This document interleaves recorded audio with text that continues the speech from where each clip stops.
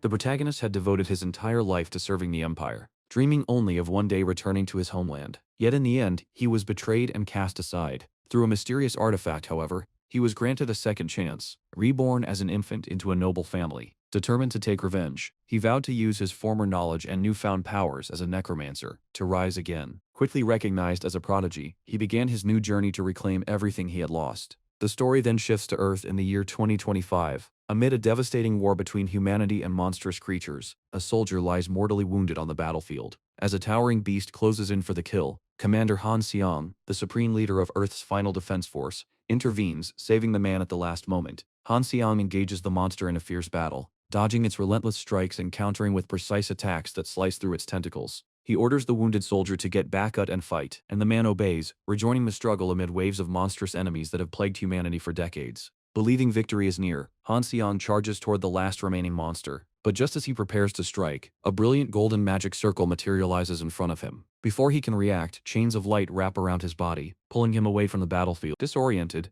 Han Seong finds himself in an unfamiliar chamber, facing an elderly magician who marvels at the success of his summoning ritual. The sorcerer hails him as a hero from another world and implores him to defeat the Demon King to save their empire. Han Seong reacts with anger and disbelief, demanding to know where he is, and insisting he has no time for such delusions. He is a soldier from Korea, not some fantasy hero. The magician silences him abruptly, activating a magical covenant known as Ga. Agonizing pain shoots through Han Seong's body, forcing him to scream in torment. The magician coldly remarks that if the hero had obeyed when asked kindly, the spell would not have caused him pain. As the suffering subsides, Han Seong glares in fury, thinking bitterly that he had never been asked kindly at all. The old mage repeats his command, to slay the Demon King and save the Empire, as a gleaming sword materializes at Han Seong's feet, marking the beginning of his unwanted destiny. The magician promised Han Seong that if he fulfilled their request and defeated the Demon King, they might return him to his world. Left with no real choice, Han Seong reluctantly agreed. Thus began his new life in a foreign empire, where he was forced to fight as their summoned hero. He waged countless battles, leading endless suppression campaigns, cutting down enemies day after day to serve the Empire's will. Years passed, 3, then 5, then 10. As Han Seong continued his bloody crusade against the Demon King's army, he sacrificed his youth and humanity to fulfill his mission, dreaming each night of the day he would finally go home. At last, he slew the Demon King, Baylor, believing his long nightmare was over. Yet his victory brought no freedom. The same old magician appeared once again, handing him a new mission. Furious, Han Seong protested, declaring that their deal had been fulfilled. But the magician coldly replied that saving the Empire did not end with killing the Demon King. He claimed that rebels opposing the Empire's unification must also be purged, and that there was one last threat left for Han Seong to eliminate, a warrior named Battle, from the Teutonia Night Nation. The magician spoke with deceitful kindness, asking Han Seong to help them just a little longer. Realizing he was nothing but a chained dog, Han Seong accepted with bitter resignation. The scene shifted to the burning nation of Teutonia, where Han Seong fought once more, wondering when his servitude would finally end. In a fierce duel against Battle, he managed to stab his opponent through the chest. Battle called him naive, and Han Seong, his heart heavy, admitted he had no other choice. Apologizing to his foe, he listened as Battle, recognizing him as the hero from another world, told him not to feel remorse, because he too would soon be discarded. With those final words, Battle fell. Believing the ordeal was finally over, Han Seong prepared to return. But before he could take a step, Count Brandenburg appeared behind him, congratulating him on his success. Without warning, the Count thrust his sword through Han Seong's back. Shocked and bleeding, Han Seong turned to face his betrayer, recognizing him instantly. Brandenburg, with a mocking smile, praised Han Seong for his service as the Empire's loyal commander, remarking that it was rare to find a hunting dog so obedient. Han Seong, racked with pain, cursed him and realized the promise of returning home had been a lie all along. Brandenburg declared that there was no point in keeping a dog that might one day bite its master and bid Han Seong farewell. As the hero collapsed, he thought bitterly that he had always known they would never release him. In his final moments, he cursed the Empire and swore that one day it would pay for its betrayal. As his life faded, the gem of resurrection embedded in his chest began to glow. Han Seong vowed never to forget the humiliation he suffered, and that the Empire would one day fall by his hand.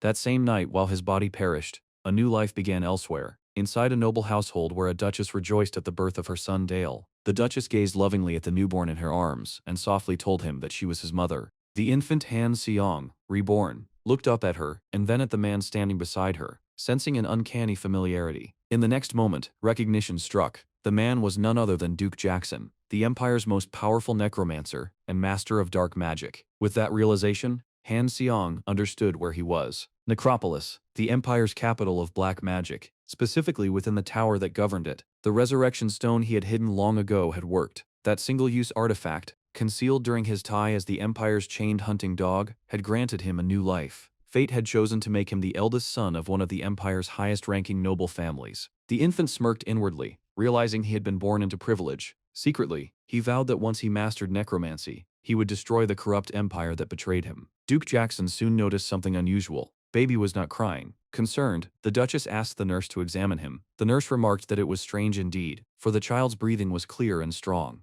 Inside, the infant Dale, Han Seong's new identity, scoffed silently, thinking that of course he would not cry, and wondering if they had any idea how old his mind truly was. The nurse reassured the Duchess that the baby was healthy, but added that if they were really worried, a quick slap would make him cry. Before Dale could protest, the nurse struck him gently across the cheek, leaving him furious and letting out muffled, indignant sounds. Duke Jackson chuckled that his son was stubborn, and the Duchess agreed, smiling that he must have inherited that trait. She then requested to hold the baby herself. Inwardly fuming, Dale thought they were all fools, and mentally shouted that their son was perfectly fine. Yet when his mother took him into her arms and brushed his cheek softly, he froze. The warmth of her touch stirred something long buried within him. He suddenly remembered the emptiness of his past life. Years of cold solitude, loyalty repaid with betrayal, and the complete absence of tenderness. That gentle caress shattered his composure. For the first time in his two lives, Han Seong, now Dale cried, tears flowing freely as his heart remembered what warmth felt like. 8 years passed. The Duke and Duchess conversed in their chamber, remarking on how quickly time had flown. The Duchess asked if Dale was still in the study, observing that he had been absorbed in books since the age of 4. The Duke laughed, saying their son must take after her. Then, in a more serious tone, he mentioned that Dale showed a deep interest in magic. The Duchess reminded him of his promise not to teach the boy necromancy, and the Duke nodded, assuring her that he remembered. As they spoke, Dale was shown reading alone in the vast library, his eyes sharp and intent, already far more aware of his destiny than anyone around him could imagine. The Duke reassured his wife not to worry, and changed the subject to discuss a birthday present for Dale, whose 8th birthday was the following day. Their conversation was interrupted by an urgent knock at the door. A maid rushed in, panicked, shouting that something strange was happening to the young master in the study. Alarmed, the Duke and Duchess ran to the library, calling out for Dale. When they arrived, they found their son kneeling on the floor, surrounded by a swirling aura of brilliant blue mana. Shocked, they called his name. The Duchess rushed forward, embracing him in fear and asking if he was hurt, but Dale quickly reassured her that he was fine. The Duke, standing silently for a moment, could feel the immense power in the air and marveled at what he was witnessing. For a child who had just turned 8, to generate this level of mana was extraordinary. He called to his son and asked seriously whether he had released the mana himself. Inside, Dale froze, realizing he had made a mistake. He hadn't meant to release his mana, and if he said the wrong thing, they might grow suspicious of who he truly was. Before he could think of an excuse, the Duke smiled and patted his head proudly, saying, "This is my boy." Then, with a note of regret, he added that it was a shame he could not teach Dale necromancy. Dale's expression darkened. The realization that his father would never pass down the art of necromancy struck him hard. He began to worry about how he would fulfill his vow of revenge without that knowledge. The Duchess gently told Dale to return to his room, promising that the servants would clean the library. As he left, the Duke turned to his wife Elena and smiled, saying that he had just thought of the perfect gift for their son. The next evening, a lavish birthday banquet filled the ducal mansion. Nobles from every corner of the Black Duke's territory attended, their voices echoing through the grand hall. Many whispered in admiration about the scale of the celebration and wondered when the young heir would make his appearance. On the second floor, Dale sat apart from the crowd, gazing down at the bustling ballroom with boredom. The endless noise and chatter exhausted him. Having lived a previous life as a weapon of war, he still found it strange to be treated as a noble child. His thoughts wandered to the incident in the study a few days earlier, and the desk he had destroyed when his mana had gone out of control. It had happened simply because he was thinking about his past life as the Empire's hero. He also remembered the mysterious biography of the hero he had found, and wondered who had left it there. Despite his father's prohibition, he could not abandon the idea of learning necromancy. His talent and lineage were too exceptional to ignore. He briefly considered asking to study necromancy as his birthday gift, but quickly dismissed the idea. With his parents watching him so closely, it would be impossible. As he sat lost in thought, his mother, Duchess Elena, appeared beside him, her gentle voice breaking through his gloom. She smiled and told him that he had waited long enough and that it was time for him to join his guests below. Dale greeted his mother politely, and she smiled warmly, wishing him a happy 8th birthday. As he thanked her, he noticed a graceful figure standing behind him and curiously asked who the guest was. His mother encouraged him to go and greet the visitor, then introduced her formally. The guest was Ms. Sebia, an elf and one of the elders of the Blue Magic Tower, renowned across the Empire as the Wise Spirit. and a master of water elemental magic. The Duchess proudly announced that Ms. Sebia would be Dale's new instructor. Dale was momentarily stunned as the elf stepped forward with a gentle smile, saying she looked forward to working with him. His mother repeated her birthday wishes, clearly delighted. Inside, Dale quickly analyzed the situation. A teacher from the Blue Magic Tower meant only one thing. His parents had no intention of allowing him to study dark magic. Water elemental magic emphasized protection and suppression, exactly the opposite of necromancy. It was now certain that his mother was determined to keep him far from the dark arts. Later that evening, Miss Sebia asked to speak with Dale privately, and he agreed. Once alone, she told him frankly that her role was to teach him only water magic. Her perceptive gaze caught him off guard as she asked whether he was disappointed, guessing that he desired to learn something else. Dale was surprised by her insight. Miss Sebia smiled faintly and explained that it was perfectly natural for the son of the Black Duke to be curious about necromancy. She continued, saying that the Duke's marriage to Lady Elelena was sealed by a solemn vow. Duke had promised never to pass down his dark craft to their children. Sebia spoke of that day long ago when the black magicians of the Empire attended the wedding dressed entirely in white instead of their traditional black robes, a symbolic gesture to honor the Duchess's wish. This union had been founded on that promise, and thus for now, learning necromancy was impossible. Still, she assured him that in Nye she would try to persuade Lady Elelena to reconsider. Until then, she urged Dale to follow her teachings and master the water element. Intrigued, Dale asked her a question in return. As an elf devoted to the natural order, didn't she consider black magic and necromancy, raising the dead, to be vile acts against nature? Sebia smiled thoughtfully and countered with a question of her own. Then what of the holy priests, she asked, who also bring back the dead with their divine power? Is that not equally against the will of nature? Her response left Dale speechless. She concluded calmly that in her eyes necromancy and resurrection were two sides of the same act. Dale realized she was unlike any elf he had heard of, open-minded, insightful, and unafraid to question dogma. For the first time, he thought she might actually become a worthy mentor. Sebia then suggested they begin their first lesson. She mentioned that she had heard he had already formed fragments of a mana circle, and explained that their first objective would be to expand those fragments into a complete mana circle. Dale eagerly agreed, recognizing this as the foundation required in every magical text he had studied. Sebia instructed him to place his hand over his heart and focus. As Dale began to concentrate, she spoke softly, explaining that unlike Earth, this world was saturated with mana, an invisible force flowing through every living thing. Sebia explained that in this world, all ancient beings such as dragons were capable of manipulating raw, unfiltered mana. Ordinary humans lacked that natural affinity, which was why they required a mana circle, a formation located within the heart, to filter and refine raw energy into usable magical power. She concluded the first lesson by describing the process in detail. Dale needed to gather the scattered fragments of his mana circle around his heart, connect them into a complete ring, and then rotate it steadily to stabilize the flow. Dale listened attentively and quickly understood that the circle was essentially an engraving of a mana flow pathway, carved upon the heart. Sebia instructed him to begin slowly, practicing the gentle rotation of mana within himself. She reminded him that most students needed at least a month to succeed, and advised him not to rush. Before she could continue, Dale interrupted hesitantly, saying he thought he had already done it. Startled, Sebia stared at him in disbelief. It was unthinkable for a beginner, especially an 8-year-old, to complete a mana circle within minutes. Such a feat was possible only for those blessed with a heaven-sent talent. Regaining her composure, she asked him to release some of his magical energy through the newly formed circle. As she waited, she reflected that even gifted children usually struggle just to channel mana properly. Meanwhile, Dale, carrying the consciousness of Han Xiang, thought coldly that this level of power was nowhere near enough to challenge the Empire or surpass Duke Jackson. Memories of his past life as a battle-hardened hero resurfaced.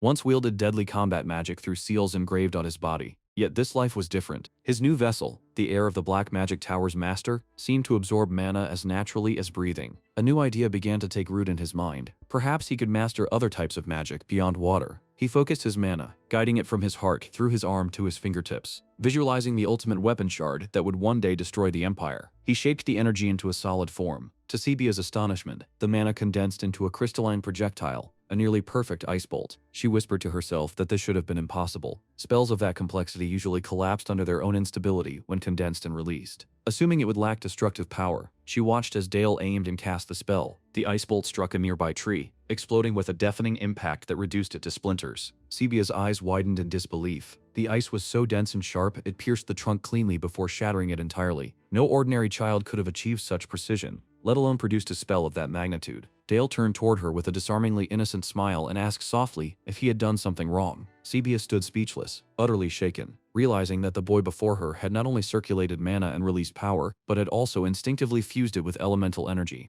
Though it was a basic spell, he had executed it with flawless control, drawing on the natural cold in the air to amplify its strength. In that moment, Sebia could only stare at him in awe, silently questioning who, or what, this extraordinary child truly was. Sebia stood silently, still trying to process what she had just witnessed. The intricacy of the magic formula Dale had used was far beyond anything an innocent child could have produced by accident. Upon careful observation, she realized he had unconsciously applied 3 advanced formulas: rotation, acceleration, and compression, collectively known among battle mages as the golden ratio of military magic. The mere fact that he had executed such a refined and lethal spell instinctively was nothing short of astounding. When Dale called out to her, concerned by her silence, she quickly composed herself and replied that it was nothing. Yet deep down, she understood now why Duke Jackson, the infamous Black Archmage, carried such deep regret. His son's gift was extraordinary, but also terrifying. Later that evening, Sebia met with the Duke to deliver her report. He listened intently, eyebrows raised when she began by saying she could not teach Dale. Surprised, he questioned her reasoning, arguing that if his son had achieved the formation of the first mana circle within minutes, that should be all the more reason to nurture his potential. Sebia, however, shook her head gravely and explained that the moment Dale completed his first circle, he immediately cast a flawless combat spell designed purely for slaughter. The Duke froze, visibly shocked. Sebia continued, her tone calm but serious, say it was almost impossible to believe that an 8-year-old could construct a perfect military-grade formula, a technique known as the golden ratio. Concluding her report, she stated plainly that the young master possessed a natural talent for killing. The Duke leaned back in thought, his expression darkening. After a moment, he asked carefully whether Sebia was implying that she would refuse to teach Dale, given up position as an Elder of the Blue Tower, an institution known for opposes destructive magic. Sebia denied it at once. On the contrary, she explained, it was precisely because of this that she wished to guide him personally. A child born with such power needed direction, not suppression. The Duke studied her closely, then admitted there was no reason to refuse her proposal. Sebia nodded and continued, adding that during her lessons she had sensed Dale's fascination with his father's forbidden art. The Duke looked startled, but Sebia pressed on. She had heard the tale of the Black Mage's love, how the Duke had sworn to Lady Elelena never to pass down the dark arts to their children. She respected that vow deeply, yet she spoke with conviction when she added that such a promise did not give him the right to decide his son's future. With talent of this magnitude, she argued, denying Dale his true path would not protect him. It would only stunt the potential of a child born once in an era. From the top of the stairs, Dale crouched quietly, eavesdropping on the conversation below. He frowned in frustration, unable to make sense of their words but certain they were talking about him. Remembering the immense power of his first spell, he thought to himself how even Lady Sebia of the Blue Tower had been visibly astonished. Letting out a sigh, he decided he would have to be more cautious when using his power from now on. His thoughts were interrupted by a familiar voice calling, "Young Lord Dale?" He quickly got up from the floor, grinning with excitement. The voice belonged to a man clad in armor. "Uncle Helmet!" Dale shouted happily, asking why he was here and where he had been all this time. With a hearty laugh, the knight explained that he had been fulfilling his duty of protecting Meducha. He had been busy sweeping through dangerous dungeons and exterminating monsters. Lifting Dale into his arms, Helmet smiled proudly. Dale returned the smile, immediately understanding that his uncle had been on a dungeon-conquering campaign. In his thoughts, Dale reflected that dungeon appearances, or monster floods, were major crises in this world, disasters that could devastate entire provinces. Ever since the fall of the Demon King, such threats had persisted. Monster attacks often caused enormous damage to settlements, which made dungeon subjugation the knight's most critical duty. Their primary task was to clear the remaining strongholds of the Demon King's former domain, and to suppress outbreaks before they reached nearby towns.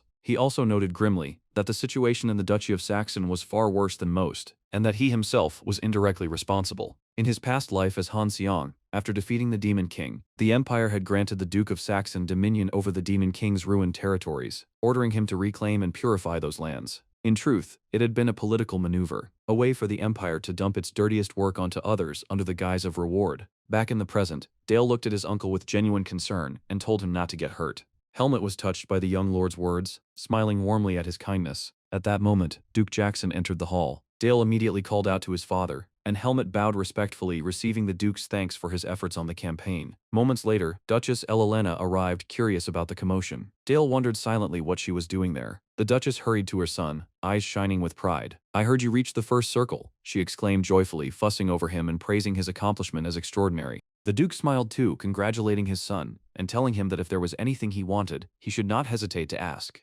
Dale hesitated, considering whether requesting permission to study necromancy would be too suspicious. Trying to think of a normal wish for an 8-year-old, he suddenly blurted out, I want a little sister.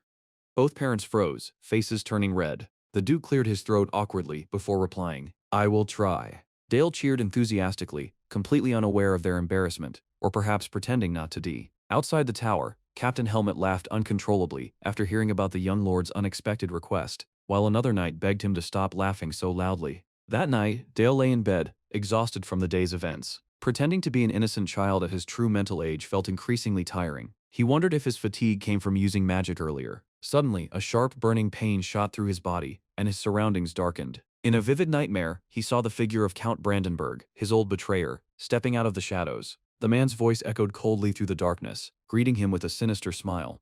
It's been a long time, Han Xiang. In the darkness of his nightmare, Count Brandenburg appeared before Han Xiang, his expression twisted with mockery. He called him weak and fickle, ridiculing how easily he had softened. With a sneer, Brandenburg taunted him, asking if he was happy now with his new life, loving parents, and a warm home. He implied that since Han Xiang's back was no longer cold and his stomach was full, he must have abandoned his thirst for vengeance. Then his grin grew darker as he warned that the Empire would find him. No matter how far he ran, they would hunt him down and erase every trace of his existence from the world. Dale woke with a start, gasping for breath as waves of mana erupted violently around him. Clutching his chest, he felt as if his heart were about to burst. The pain was unbearable. Realizing what was happening, he recognized the phenomenon as mana overflow, a condition he had only heard about. Cursing the Empire bitterly, he thought that in death, those damned Imperials refused to let him rest. Desperate for air, he staggered outside to the courtyard, hoping the cold night would steady him, but the pain only worsened. Suddenly, a voice called out behind him. It was Teacher Sebia. Seeing his condition, she quickly approached, remarking that he appeared to be suffering greatly. Her sharp gaze immediately identified the cause: mana overflow, a common occurrence among gifted magicians, though in Dale's case, something darker lingered beneath. As she reached out and placed her hand on his back, she could sense the dangerous turbulence within his magic, a presence steeped in resentment and hatred. If left unchecked, she thought, that darkness would one day consume him entirely. Focusing him mana, Sebia stabilized the chaotic energy within him until the violent surge subsided.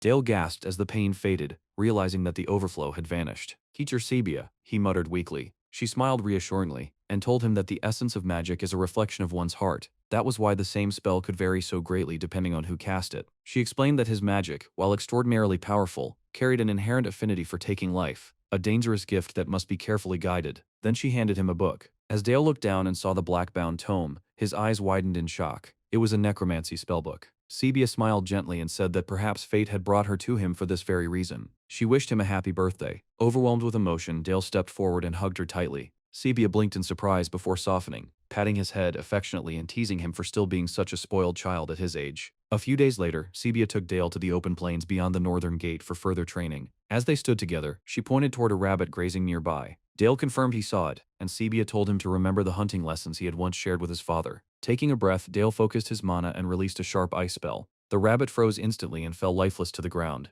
Sebia observed quietly, noting that despite taking a life, Dale's hands did not tremble. She called his name softly, reflecting that even when two mages used the same spell, their expression of it was never the same. Each magician's magic was a mirror of their heart. Turning to him, she asked if he understood why his hands remained steady after killing. Dale admitted he did not. Sebia smiled faintly and replied that magic, in its truest essence, reflects the mind of its wielder, revealing exactly what lies within their soul. Sebia continued her lesson calmly, explaining that magic was not merely the manipulation of energy but the manifestation of what resided in a caster's heart. Mana particles materialized the emotions, instincts, and intentions within the mind, which was why magic inevitably revealed the user's innermost thoughts. Dale listened in silence, absorbing every word. Sebia elaborated further, saying that even the names of spells, such as Firewall, existed only to anchor the caster's imagination, to give shape and clarity to their mental image. All forms of magic, she explained, regardless of their origin, followed the same fundamental principle. The Red Tower sought order through power, while the Blue Tower pursued order through harmony. The philosophy of each tower was reflected in the nature of its magic. She added that other towers, Black, White, and Green,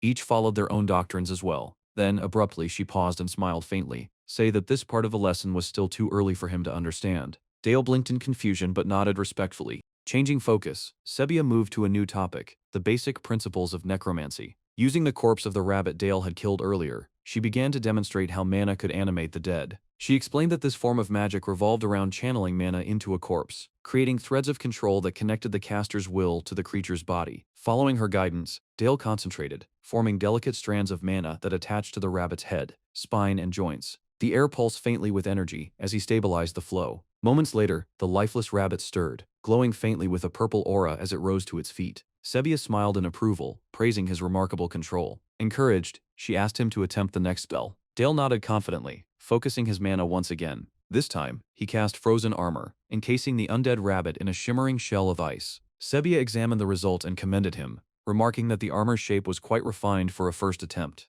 To test its strength, she raised her own hand and launched a precise ice bolt at the rabbit. The projectile struck, and though the armor shattered under the impact, it had successfully absorbed the blow. Dale's eyes brightened with satisfaction at his success. Sebia praised him again, then noticed a flicker of eagerness in his expression. Curious, she asked if he had a request. Dale nodded enthusiastically, and with unmistakable excitement, asked if she would also teach him water element magic alongside necromancy. Her expression softened, but then she surprised him with a firm refusal. Dale froze, visibly shocked. Sebia explained patiently that what he had performed that day already involved the basic principles of water magic, its flow, adaptability and stability. To truly master it, however, required years of insight and mental discipline. She reminded him that even learning a single branch of magic demanded immense effort, and that the idea of mastering two elements simultaneously was far beyond what a child his age should attempt. Her words stung. Dale stood speechless, feeling the sting of disbelief. Ambition, she had called it. His desire to master both necromancy and water magic. Inside, he frowned bitterly, thinking how, despite everything he had shown her, spells, the control, the sheer power, she still regarded him as insufficient,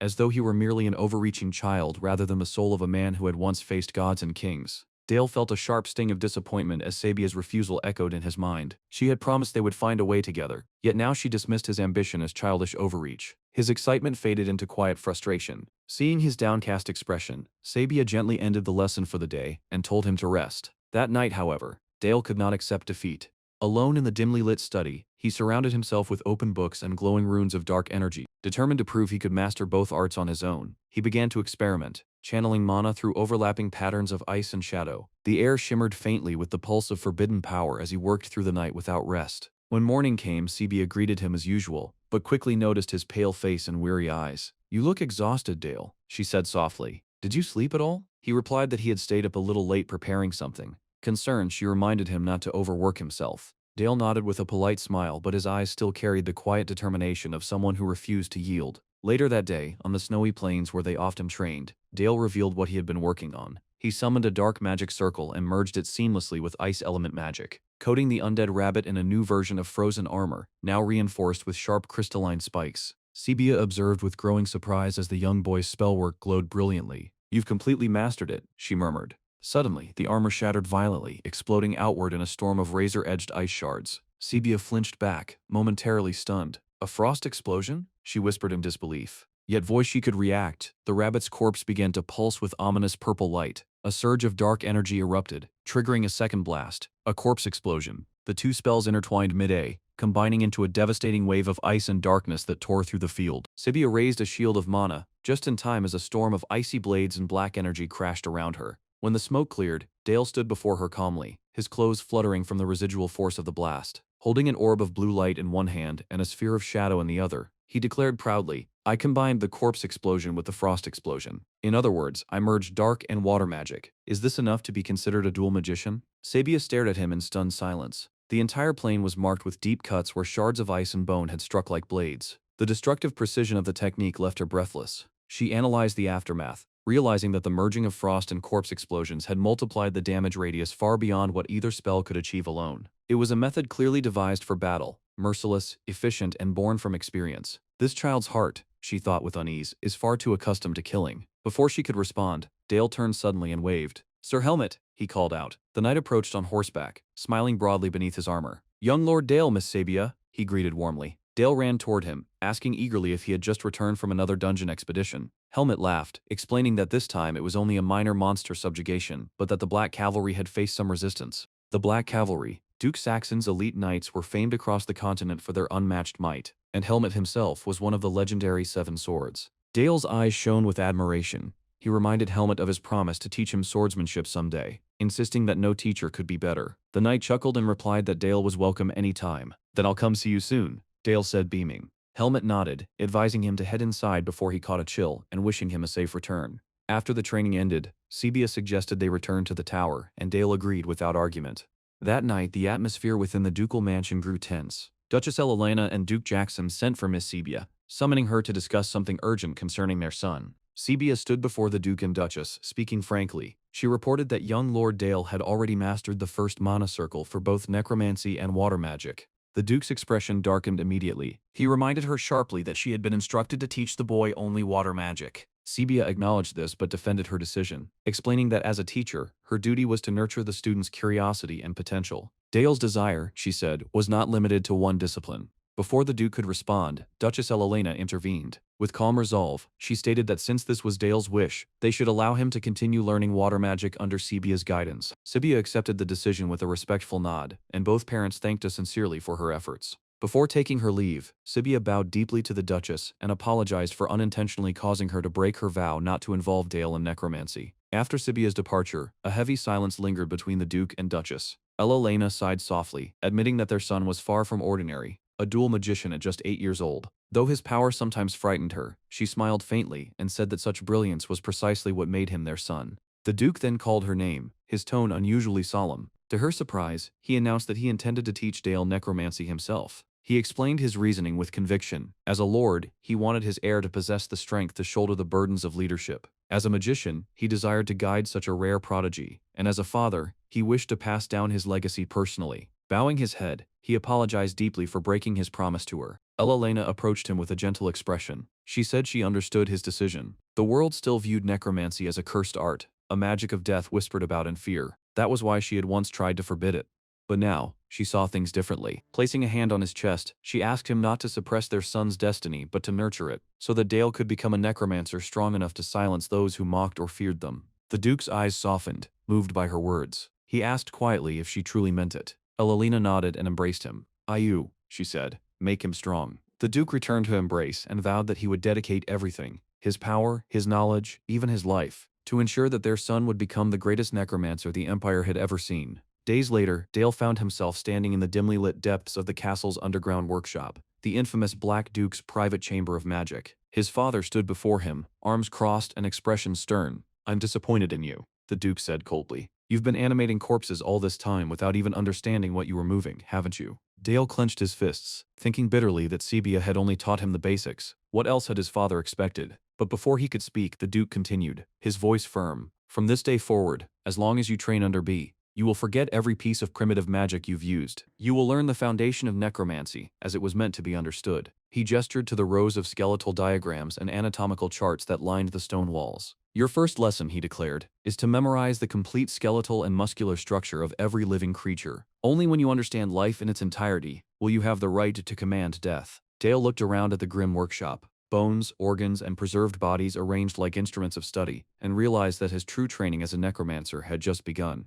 Dale sat buried under towering stacks of heavy tomes, responding to his father's every command with a weary but obedient, "Okay." The books were dense, filled with anatomical terminology and precise diagrams. As he studied them, Dale realized with astonishment that these were medical texts, so intricate that in his previous world, only professional doctors would have encountered such material. For several days he devoted himself completely to memorizing every line, every structure, every note on a human and beastly form. When he finally recited the content flawlessly, the Duke nodded in satisfaction. "Good, you've completed the foundation." Dale's heart leapt. He could hardly contain his excitement. At last he would learn real necromancy. The Duke's cold tone softened slightly as he said, "Then let the true lesson begin." They descended into the workshop, where a goblin's corpse lay motionless on the stone table. Dale stared at it in confusion, unsure what his father intended. The Duke noticed and smiled faintly. "A lesser magician," he began, "can animate the corpse of a swordmaster and still produce only a clumsy zombie. But a true necromancer, a master, can take the corpse of an ordinary soldier and forge a death knight." He gestured toward the goblin before them. "Right now, we have one undead soldier. Show me, Dale. How will you move it?" Dale took a breath and began the ritual, channeling mana into the corpse. He soon realized this was far more complex than animating a rabbit. The goblin's bipedal structure required precise control over numerous joints, bones, and tendons. Mana threads extended from his fingers like invisible strings, yet the body moved stiffly and awkwardly, twitching instead of walking. It felt like handling an uncooperative puppet. He frowned, realizing he might have overused rigor mortis enhancement, a spell that hardened flesh to improve defense. It had made the corpse too rigid to move properly. His mana trembled. He stood frozen, uncertain what to do next. The Duke stepped forward. "The concept was good," he said calmly. "Accelerating rigor mortis to strengthen the body is creative, but you focused only on power, not flexibility. Raising his hand, the Duke's dark aura flared. The corpse lifted instantly, moving with fluid precision as the Duke's mana surrounded it. "Observe," he said, pointing to the rib cage. "These bones were meant to protect the viscera of the living. The dead have no organs to defend, so why preserve something useless?" He closed his hand and the goblin's ribs cracked and twisted,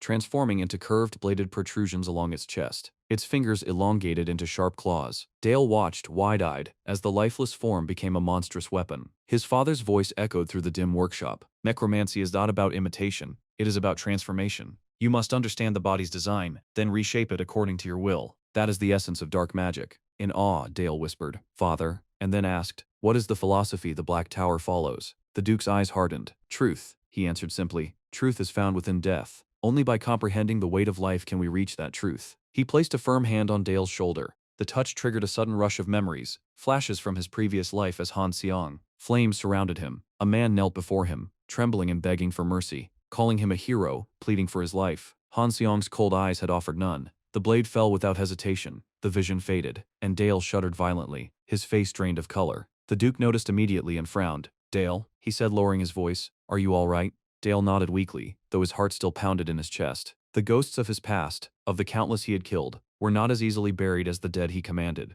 Dale quickly shook his head, assuring his father that he was fine, though his pale face suggested otherwise. The narration explained that as Dale's magical ability continued to grow with each passing day, rumors began to spread across the empire. Word that Duke Saxon himself was personally teaching his son the forbidden art of black magic caused an uproar among the noble class. The revelation that the Duke had broken his marriage vow sent shockwaves through high society, and the young heir, Dale, became the subject of relentless scrutiny and whispered speculation. Every noble in the empire seemed to be watching him now. A few weeks later, the scene shifted to the duchy's training grounds, where Dale was engaged in a heated sword sparring session with his instructor, Sir Helmet. The clash of wooden swords echoed through the snow-covered courtyard. Despite Helmet's towering stature and experience, Dale moved with sharp precision, his strikes quick and fluid. In a sudden burst of motion, Dale disarmed Helmet completely, sending the knight's sword flying from his hand. Helmet blinked in surprise, then threw back his head and laughed heartily. "Impressive, young lord. That was an excellent move." Dale frowned modestly and replied that there was no way a knight of Helmet's caliber could lose his weapon so easily. "You must be going easy on me," he accused.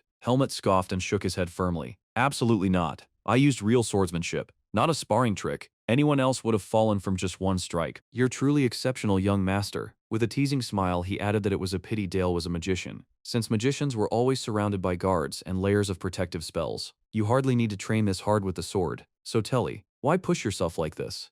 Dale glanced down at his hand, wrapped in fresh bandages from overtraining. Then he smiled faintly. "Of course I have a reason. It would be pathetic if the son of Duke Saxon relied only on guards and barriers to protect him. And besides," he added, raising his wooden sword, "it's an honor to train under one of the 7 swords of the continent. How could I possibly waste that opportunity?" Helmet roared with laughter, clearly moved by the boy's conviction. "Ha! If I had a son like you, I have no greater wish in life." Dale grinned, proud yet playful. "So, the day has finally come when I receive high praise from the great Sir Helmet." Their light-hearted exchange was interrupted by a gentle voice. "My, you two seem to be in high spirits." Turning toward the sound, Dale saw Duchess Elelena approaching across the snow. He immediately lowered his sword and bowed politely. "Mother, what brings you out here in the cold?" The Duchess smiled warmly. "I came to see how hard my son is working."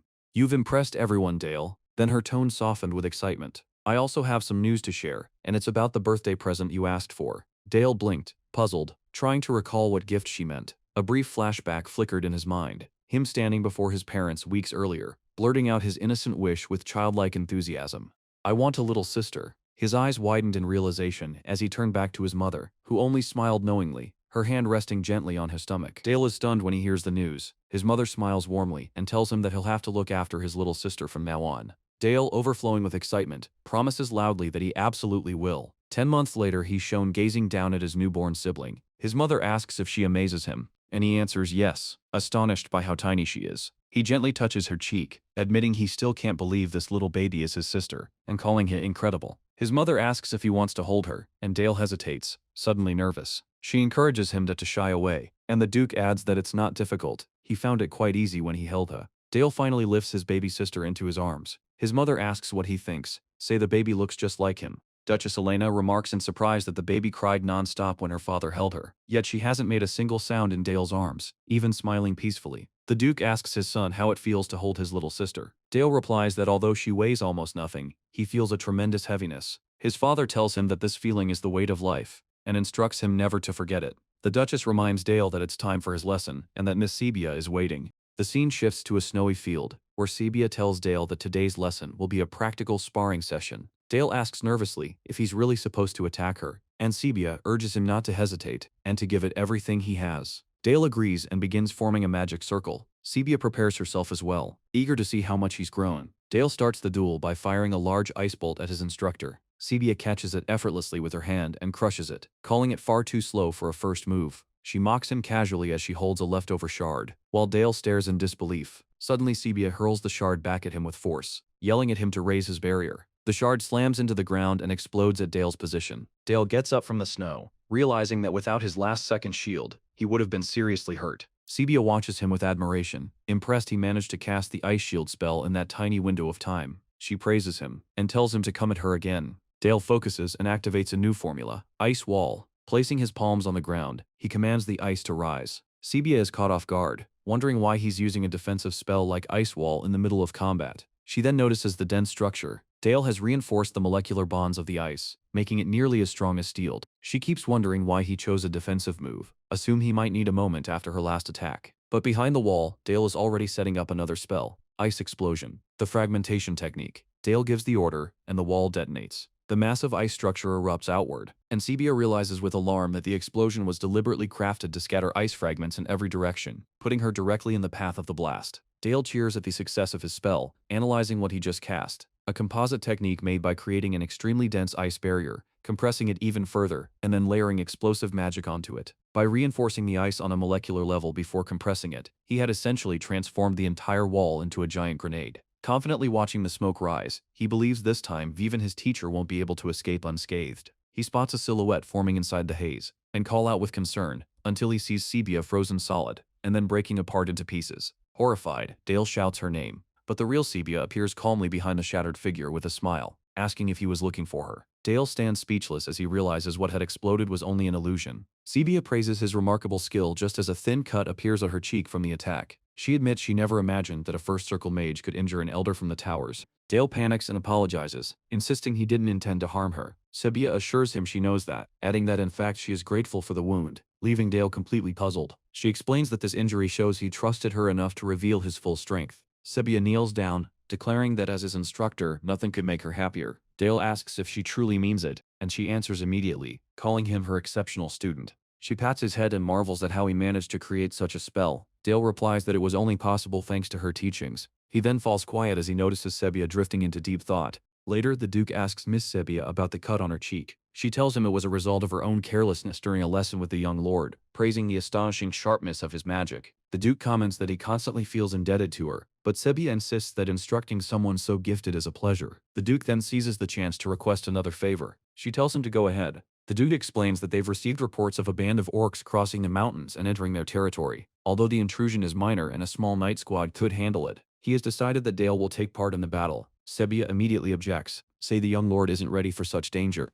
The Duke clarifies that he isn't expecting him to perform heroically, but as a member of the Saxon family responsible for protecting the land, Dale must begin learning his duty as the eldest son. While Sebia worries over the situation, the Duke adds that he intends to grant Dale his personal artifact, and asks it to guide him, so he can learn to wield its Lydian safely. It is explained that the artifact possesses immense power and intent, and can be activated through the sacrifice of either life force or mana. The greater the power, the more dangerous and difficult it becomes to wield, and in the worst cases it can even result in death. The Duke explains that the Saxon family has mastered and controlled such powers for generations. The scene shifts to the front of the castle's artifact armory, where the Duke asks Dale, as the eldest son, whether he shouldn't begin preparing for the coming battle. Dale is shocked at first when he hears the word battle, but excitement quickly follows as he realizes he will finally have the chance to fight. The Duke confirms that Dale will join the subjugation force tasked with eliminating the invading orc horde. Opening the armory door, he tells Dale that before anything else, he must learn to control the dark power inherited by the Saxon family. Dale is awestruck as he enters the massive armory filled with artifacts. His father explains that these relics originate from the Demon Lord's domain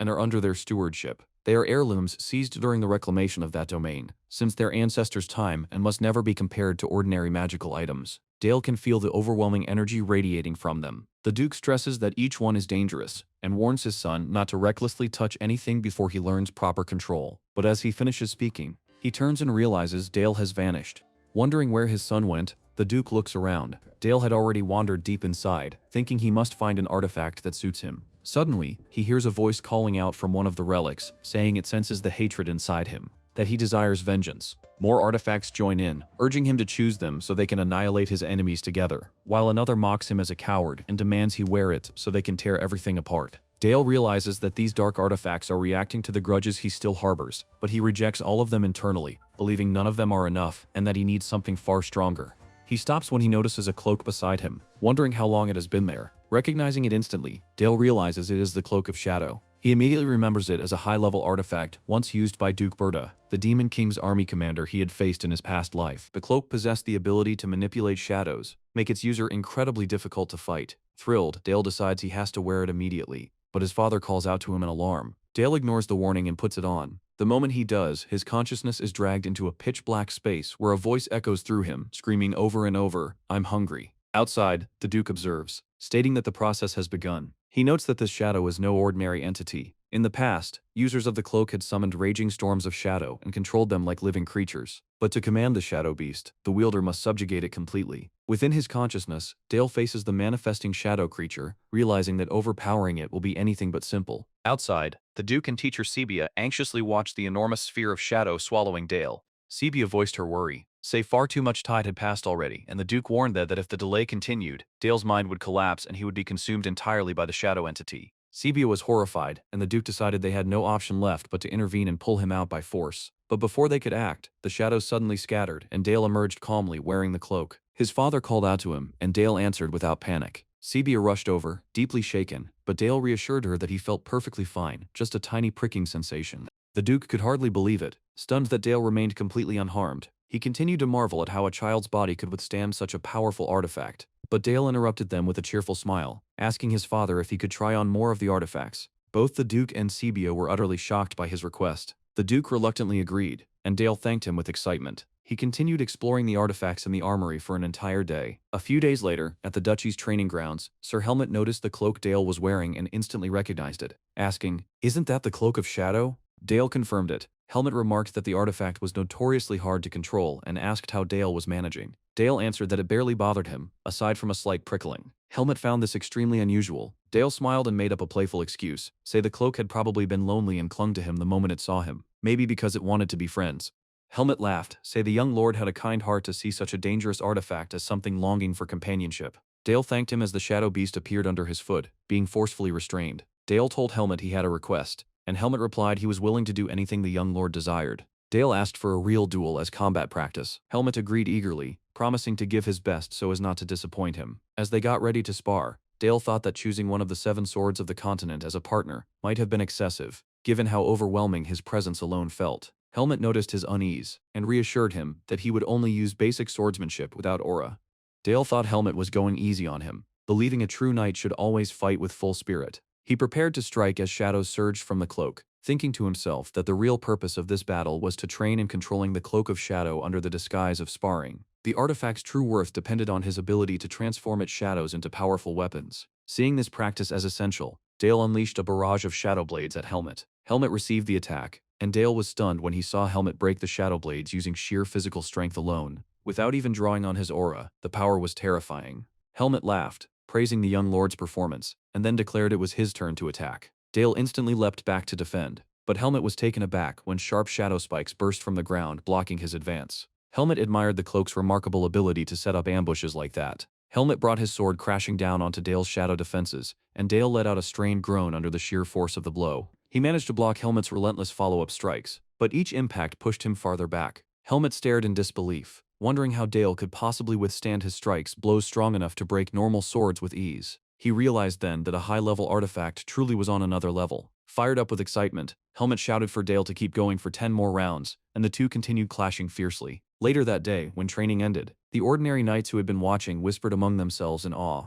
They commented that none of them had ever lasted more than 2 rounds against Commander Helmet, and now there was an unbridgeable wall separating their abilities from Dale's. A few days afterward, on the morning of departure, Duchess Elena was still trembling with worry, telling Dale she couldn't bear sending him somewhere so dangerous. He tried to console her, reminding her that both his father and Sir Helmet would be at his side. She continued fretting about him possibly getting hurt. Dale faced her seriously, saying he had to grow stronger so he could carry the responsibility of the Duke's household in the future. Looking at his sleeping baby sister Liz, he added that he needed real experience now, so that one day he could protect her, his father, and her as well. He pleaded for her permission to become strong enough to protect his family. Elena was moved to tears, and finally agreed, bidding him goodbye and urging him to be careful. Dale promised her he would return soon. At dawn, at the temporary base, Sir Helmet reported to the Duke that the troops were ready to move. The Duke asked Dale to give the order to march in his place. Dale was stunned, and his father explained that the Black Cavalry family's pride would one day be under his command. These soldiers, the Duke said, were already his knights.